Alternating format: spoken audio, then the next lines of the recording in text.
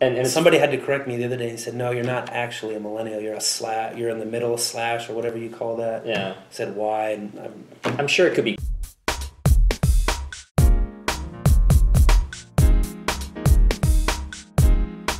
It's convenient, and compartmentalizing, this doesn't affect my health, this doesn't affect my retirement future, to, maybe delayed gratification is having some type of retirement plan set up, some type of savings plan, some type of emergency fund, having those set up so that you don't have to dip into your retirement account to pay off an emergency. But then also looking at, how can I learn how to cook? Well, hold on now. Nobody has time to cook. That's what restaurants and like fast food places are for. But it's like, well, being able to cook can actually save you time if you know the ingredients, use recipes, and that's cook right. and make meals in advance. Like, I make enough green smoothie for 2 days. That means I only have to make smoothies 3 or 4 times a week. So and I make enough so that I put them in jars and I store them. And that's just one of my meals. I know. And I do other stuff that way too. Like, I make enough, instead of white rice, I use millet and I use lentils. They're like orange or red lentils, which turn the same color, which is like a yellow. And it has a very fluffy like texture, similar to couscous, but it's way better than couscous and way better than white rice because there's more fiber and protein. And I make enough of that for like 3 days. So I only have to make that. So everything that I'm making with my decisions in food, I spend about $300 to maybe $350 a month on groceries. And that covers almost 100% of all my food needs. That's not a bad deal. But it's because I shop smart, I have a routine, I have recipes that I've memorized and practice and practice and practice. But it's just something I've done intentionally because I know that paying the farmer now with whole foods and better foods that help me heal from the inside out is going to allow me to not have to pay the doctor later. Yeah. And when people retire, I remember you mentioning like, hey, I don't have money, my Social Security check's not good enough. One of the biggest expenses that people have in retirement is their house. And then when you look at another big expense, it's their healthcare bills. It's a lot of people. The number one reason $150,000 a year in some cases. Yeah. we have to look at like our health, what we purchase, all that stuff. And those two go hand in hand. I mean, yeah, you can avoid those bills. You can avoid that 150. It's about I think last I checked, it's about 150,000 in medical costs if you're paying out of pocket, and or even if you have insurance, the deductibles can be kind of high too. Yeah, right. So. Yeah, deductibles can be high.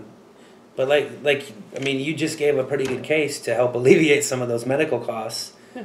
Eating better, exercising. I mean, you can hit both two birds with one stone. I mean, but it's a lot easier to watch a movie or go to the bar or club or do something else. Or watch Netflix all night. Good, yeah. Or you do something else besides working out. Or it doesn't even take time to work out. You can get a good workout in 30 minutes. 30 minutes, you can get a decent workout if you're doing it every single day consistently. Now, I mean, I wouldn't advise it. But that I goes. would say spend some time, but it doesn't take that much time, and it doesn't take that much time to cook. You use that as a. You mentioned that people said it takes too much time to cook, so this is why. Or they don't know how to. You got to stop giving them that much space. It doesn't take that much time to cook. You can have 6 or 7 standard meals, maybe 10 meals, and you can breakfast. I don't include breakfast. Breakfast is easy. Just blend up a couple pieces of frozen fruit, but you can use one of my green smoothie recipes. Yeah, use one of his green smoothie recipes. Yeah, but you can get 10. Let's say 10 meals. That'll cover you for the rest of your life if you'd like. I mean, you can have 10 good wholesome meals that are different. Yeah, and that you get a little bit of diversity in your food, and it doesn't take any time to cook. You got to stop giving people that much time. It doesn't take as much time as people think it does. No, it doesn't. See, with that strategy, because I've heard different numbers, but we eat anywhere from like 10 to 15 different meals in a month or so.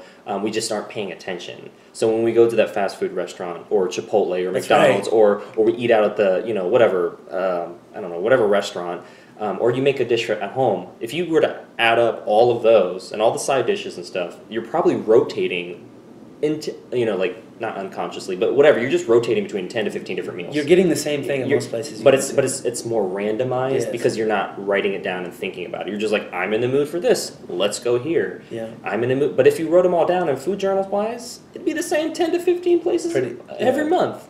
And so what you're just saying, the food you're ordering at these different places too is that too. relatively similar. Yeah. Yeah. Because we want variety, but we want maybe consistency of experience or result too. And we can have both. Yeah. Variety with 10 to 15 different meals and sides, but consistency of our experience with each one of those, right? So I think people, it comes back to that quote, are we going with the ease of distraction, instant gratification, or the pain of discipline, which is delayed gratification? And again, not popular topic, but it's a very valid question. Well, we're in an on-demand. This is an on-demand culture anymore.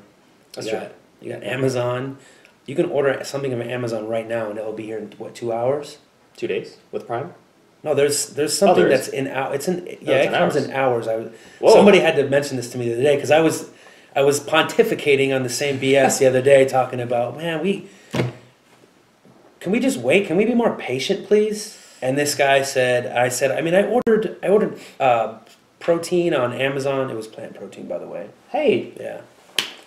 So it's good. It tastes phenomenal. Yeah, I mean, they've worked on flavor. Yeah. They're getting better. Companies are getting better. Yeah. And it was less than 24 hours. It was probably, 12 to 16 hours. I think it came that fast. And I thought, gosh. Wow. I didn't need it that fast. I didn't want it that fast. It came that fast, and I mean, I'm happy. I'm not complaining, but I was talking, and I said, we're just on demand now. We have to have it yesterday. And I don't know, maybe there's some problems with that. No, I know there is, but the curious side of us kind of, we don't think too much about that little exchange. Not a big deal maybe to most people, but I thought about it, and I thought, and they're only trying to improve it. They're only trying to make it faster, and people want it to come faster. And I think, gosh, is this really a good thing? I mean, what are we filling the rest of our time with anymore? We seem to be, we seem to be abbreviating everything it is that we do. What are we filling with the rest of the time? What are people generally doing? And is it a benefit to us? Social media, watching YouTube, Facebook, Instagram. Thank you, by the way, for doing that. Right? Yeah. If you can't see, I'm like half in, half out sometimes on this one. But yeah. So yeah, we're recording. Totally not criticizing or lecturing anybody that does it. Thank you. Right? Exactly. This is just a way to distribute content. Yeah. Right? Kind of leverage that. Building on what you just said about Amazon hourly ship time. There's 3 different things that I know we were talking about, but I want to mention. And tell me which one kind of relates to you in general, or as it relates to what you were talking about.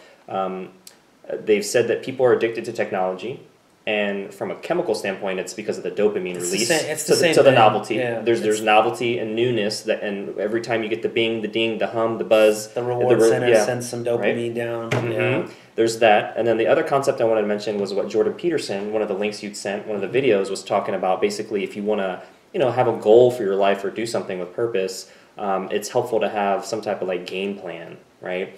And a why attached to that. That's also a chemical response too. Whenever you write a list out, you list a couple things that you want to accomplish for the day. Mm-hmm. You cross it off. Yep. You get a little bit of serotonin. Okay. You accomplish something. I heard I think Simon said dopamine, but there is some chemical because dopamine's like the. I mean, yeah. You're getting a chemical release that makes you feel better, basically. That you did it. Yeah. And then the third one is related to Simon Sinek, and that was, he said that millennials are oftentimes categorized as entitled, but he believes that a better term would be impatient. I'm a millennial. Are you considered? Are you on the edge? The edge. They call me Gen X, Gen Y, or X. Are you okay? It's Gen Y or something. I don't know. I'm on the cusp. I mean, I graduated high school in 2000. I was under the impression that I'm special and entitled first, but I was under the impression that was I qualified as a millennial. Right. And somebody had to correct me the other day and said, "No, you're not actually a millennial. You're a slash. You're in the middle of slash or whatever you call that." Yeah. I said, "Why?" And I'm sure it could be Googled with the exact thing I heard that day. category, but yeah. And then even you look at in government, there's entitlement programs, right? They even call it entitlement, right? So entitlement is everything from millennials to government programs. Yeah. So with all those, which one of those kind of hits you in whatever way? I know you kind of been like processing it as I was saying it, but like which one? With regards to what Jordan Peterson said about game planning, Simon Sinek, entitlement versus, impatient is what he believes in millennials, or the dopamine, for social media or technology addicts.